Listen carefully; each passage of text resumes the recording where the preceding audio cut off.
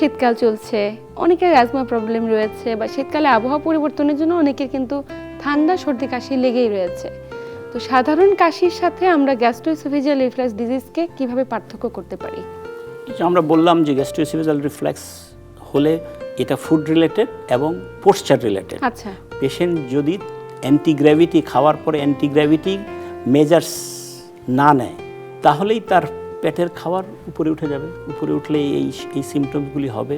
আর অন্যান্য কারণে যদি এই কাশি হয়, সর্দি কাশি হয়, ভাইরাসের কারণে হয়, তাহলে তার সর্দি কাশির সাথে ভাইরাসের সিমটমস থাকবে।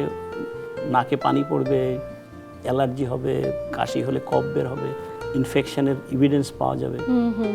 সেইভাবেই তফাৎ করতে হয়। পরীক্ষা করে ওইসব অর্গানের লোকাল কজগুলি বের করা যায়। পাকস্থলীর অসুখ তো আমরা এন্ডোস্কোপি করে দেখতে পারি যে তার খাদ্যনালীতে কী অবস্থা, তার খাদ্যনালীর নিচের যে স্প্রিংটার আছে, লোয়ার ইসোফেজিয়াল স্প্রিংটার বলি, সেটা কি কম্পিটেন্ট না ইনকম্পিটেন্ট। ইনকম্পিটেন্ট হলে সো আমাদের ডায়াগনোসিস আরও কাছাকাছি চলে যাবে যে এখানে রিফ্লেক্সই দায়ী। তার মানে এই সমস্যাগুলো হলে অবশ্যই এন্ডোস্কোপি কিংবা কোলোনোস্কোপি করাটা খুব বেশি জরুরি।